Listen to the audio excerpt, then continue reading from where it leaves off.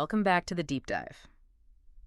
Okay, so if you've ever thought about talking to a therapist or maybe a counselor, you probably know that feeling, right? The moment you realize, oh, finding the right one, this is going to be a huge research project. Yeah, absolutely. It's just, there's so much jargon, different approaches, endless lists online. It can turn something helpful into, well, just getting totally stuck. Analysis paralysis, yeah. Exactly. So we've dug through a bunch of stuff, articles, professional guides, people's stories to try and build a practical roadmap. Mm. Our mission today is pretty simple, really. We want to give you the key checks, the due diligence, but also those gut feelings, the internal stuff, so you can choose someone who's not just qualified, that actually feels right for you. That's such a key point. It really does go way beyond just ticking off qualifications on a list somewhere. Right. All the research we look at backs this up. Good outcomes, they aren't just about skill. They really hang on finding the right dynamic between you and the therapist. Dynamic. Okay. Yeah. So when you boil it all down, you kind of need three things to line up. It's got to be logistically possible for you to actually do it. Makes sense. It needs to be professionally sound-like. They actually know what they're doing and have the credentials. Crucial. And, maybe most importantly, it has to feel relationally right. If you miss that last one, honestly, the time, the money, it probably won't give you what you're hoping for. Okay, let's tackle that professional soundness first, because that feels like the biggest hurdle, maybe. Therapy is a big investment, personal investment. How can you be sure the person you're talking to is, well, genuinely qualified? Yeah. I know the sources flag something specific and honestly a bit worrying about job titles, particularly if you're looking in the UK. Yes, absolutely. This is like step one, your essential check. There's a really stark legal difference we saw highlighted. In the UK, the title counselor, it isn't legally protected. Wait, really? Not protected? Nope.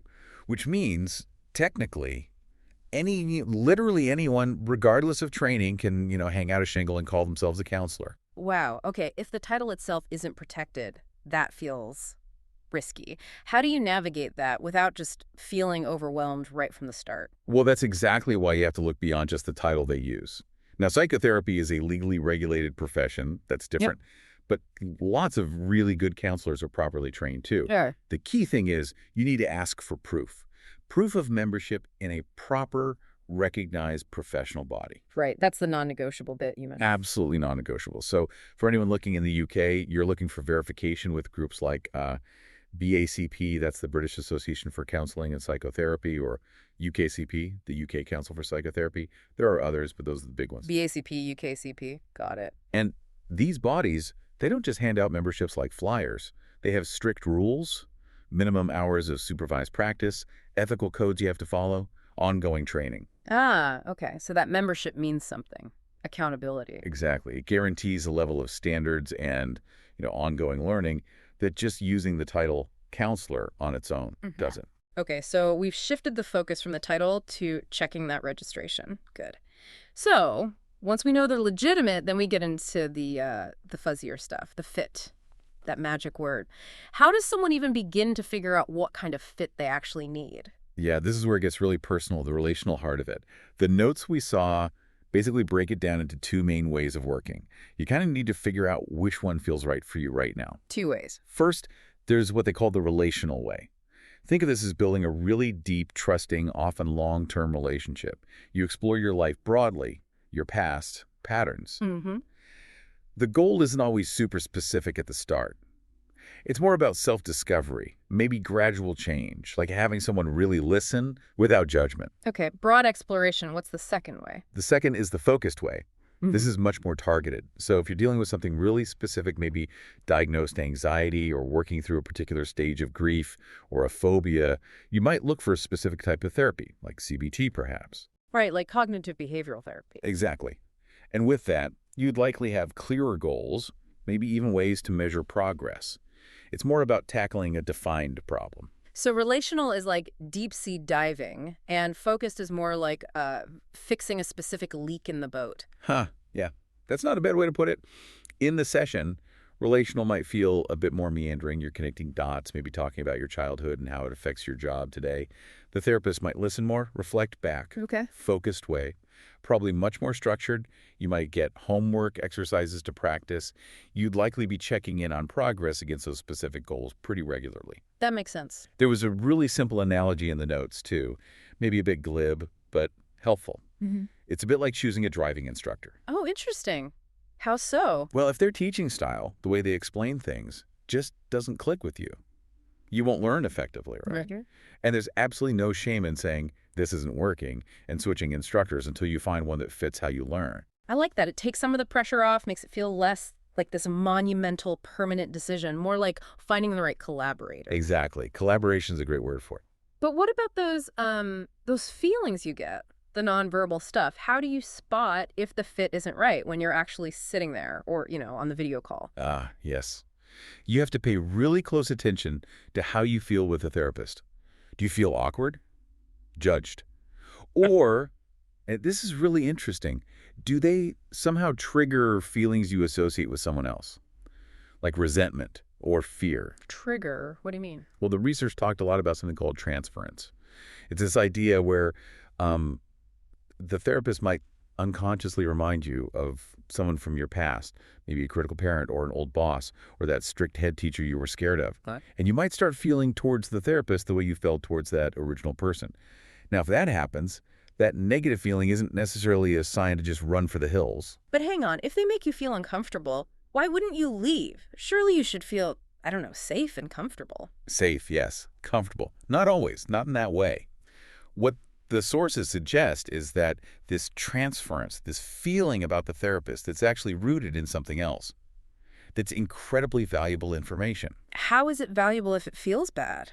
Because if you have, say, long-standing issues with authority figures or trusting people or setting boundaries, having those feelings actually surface in the therapy room with a professional who can help you understand them, that's a unique chance to work through it in real time. I see. So the difficult feeling itself becomes part of the therapy. Exactly. The barrier becomes the work. You talk about the feeling you're having about them, and in doing that, you start tackling the deeper issue that it represents from your life outside the room. Wow, okay. That's a really powerful way to think about it, using the friction as fuel. Okay, let's switch gears a bit. From the relationship stuff to the practical things that often, trip people up before they even book that first appointment. The logistics. The practicalities. Because no matter how great the therapist is, if it's not logistically feasible, it just won't work long term. The work needs to be sustainable. So what are the key checks there? There are basically three big ones you need to nail down. First, frequency. How often are the sessions? Yeah. The standard kind of baseline for therapy is usually weekly, especially at the start. Weekly? Is fortnightly not enough? Well, the thinking is that therapeutic momentum builds with consistency. If you leave it 2 weeks, especially early on, life happens, resistance pops up, and you can lose the thread of the work you did last time. Yeah. So if you're starting out, realistically, try to budget time and money for weekly. Okay, weekly frequency. What's next? Second, cost. Obvious but crucial. Assuming you're paying privately, what can you genuinely afford, not just for a few weeks, but potentially for the longer term? Yeah, therapy isn't usually a quick fix, is it? Not usually, no. It's often a longer game, so you need to be honest with yourself. We saw notes suggesting maybe asking about sliding scales, or sometimes trainee therapists who are fully supervised and often really good might offer lower rates. The point is, figure out what's sustainable without adding more stress to your life. Good point. Frequency, cost. What's the third? Third is format. Okay. In-person, online, or maybe a mix. This is more of a preference thing, but it matters. Some people, especially if they're dealing with really difficult past experiences, find it much easier to build that initial trust and rapport face-to-face.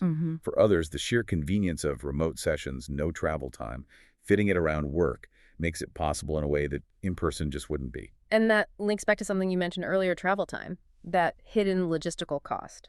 People find someone amazing, but they're an hour away. Exactly. Location really impacts commitment. If getting there is a hassle, terrible public transport, nowhere to park that adds stress, and eventually it can just drain your motivation to go. Yeah, I can see that. But there's a deeper point about timing, too. Beyond just the commute, you need to budget time before your session. Just a few minutes, maybe, to switch gears. Think about what you want to talk about. Okay, mental prep time. Yes. Yeah. And crucially, you absolutely must budget time after the session to decompress. Decompress. Yeah. Imagine you have a really intense emotional session. You dig deep into something painful, and then you immediately have to run onto a crowded train or jump straight into a demanding work meeting. Oof. Yeah, not ideal. You haven't given yourself any space to just sit with it, to process what came up. That decompression time is vital. And honestly, that need alone might make you choose remote over in-person. How so? Well, with a remote session, you can just sit quietly in your chair for 20 minutes afterwards if you need to. Let the dust settle. An in-person session often means stepping right back out into the world immediately after. That's a really valuable point about the prep and especially the decompression time. Okay, so moving on to actually finding these people. We know just Googling isn't the best plan. Directories can help filter. But what about recommendations from friends? Is that a good idea? Right, dedicated directories, like the counseling directory in the UK, are definitely a better starting point than a random Google search, mainly because they usually list people who are registered with those bodies, like BACP or UKCP we talked about. Okay, so they do some vetting. Exactly. But recommendations. Yeah. Look, we all want a shortcut, right? If your best friend absolutely loves their therapist, it's super tempting to just go to them. Sure. But the notes we reviewed drew a really sharp line here. Recommending a therapist is fundamentally different from recommending, say, a plumber who always turns up on time and fixes the leak. How's it different? The plumber's job is transactional. Fix the pipe, job done. The therapy relationship is intensely relational and personal. Your friend's therapist might have been brilliant for helping them manage panic attacks using very specific techniques. That was perfect for your friend. Okay. But if you need help exploring deep-seated issues around shame or childhood trauma, that same therapist's very focused, technique-driven style might feel completely wrong, even invalidating for you. Ah, right. So you still have to check if their success matches your needs. Precisely. You have to vet the recommendation against your definition of fit, not just assume because it worked for your friend, it'll work for you. It might, but you have to check. Okay, that makes a lot of sense. So let's say we've done all this homework, checked credentials, thought about fit, sorted logistics. How do we actually know if it's working? There's no pass-fail grade here. What are the signs of success on this really subjective journey? That clarity really has to come from you initially. What are you looking for? Are you seeking really concrete, measurable changes like, I want to reduce my panic attacks from 3 times a week to 0? That's a clear metric. Right. Measurable goals. Or is success maybe defined more by the process itself? Is it just about having that safe, non-judgmental space? Having someone in your corner while you try to figure out general life chaos? That's a valid goal too, but it feels different. So it could be outcome-focused or process-focused? Exactly.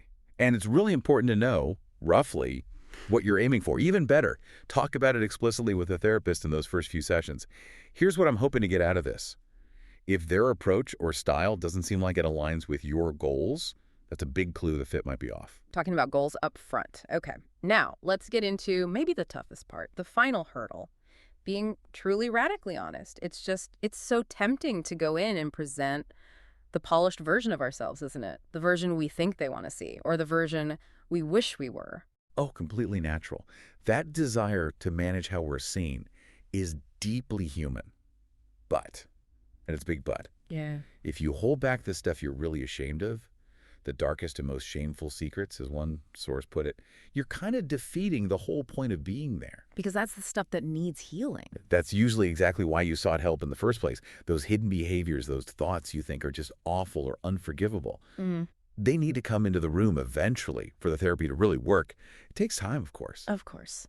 But avoiding them forever just keeps them locked away. There was one really powerful story in the notes that stuck with me.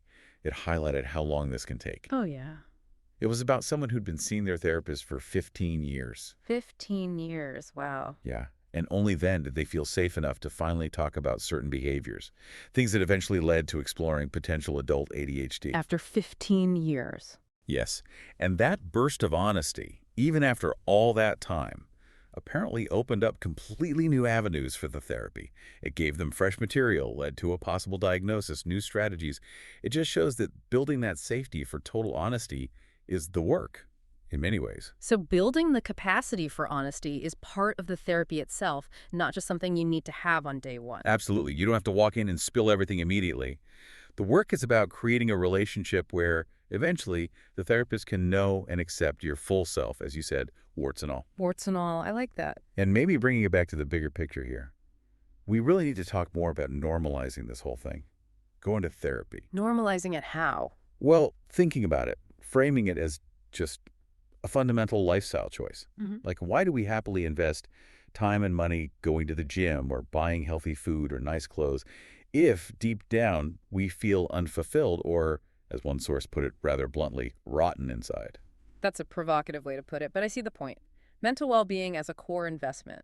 Exactly. Treat your inner world, your mental health, with the same seriousness you treat your physical health or your career or your finances. It's foundational. It's the architecture inside. Precisely. And part of that is just talking about it more openly. You don't have to share the gritty details, but just saying, yeah, I see a therapist helps chip away at the stigma. Making it less of a crisis thing and more of a maintenance thing. Yes. Proactive life maintenance, not just reactive crisis management. The more we frame it like that, the easier it becomes for everyone to consider it. That feels like a really good place to summarize. So for you listening, the key action points we've pulled out. First, absolutely check those credentials. Look for BACP, UKCP, or similar governing body registration. That's non-negotiable. Step one. Second, really prioritize that relational fit. Think about whether you need that broad, deep exploration, the relational way, or something more focused and goal-oriented. Trust your gut feeling. Yeah, trust yourself. And third, nail down the logistics. Can you genuinely commit to the frequency, usually weekly? Can you afford it sustainably? Does the format work? And crucially, remember to factor in that prep time before and especially that decompression time after every single session. Absolutely vital, that decompression time. Okay, so what's the final thought you want to leave people with? Okay, well, based on everything we've looked at, here's something to maybe chew on. Therapy, when you choose it carefully and find that right fit, Yeah. really can be profoundly transformational. Transformational. Yeah. So before you even start scrolling through directories or asking for names, maybe take just a quiet moment. Ask yourself, what does transformation actually mean to me right now in my life? Is it feeling calmer, being more honest, setting better boundaries? Whatever your definition is, hold on to that.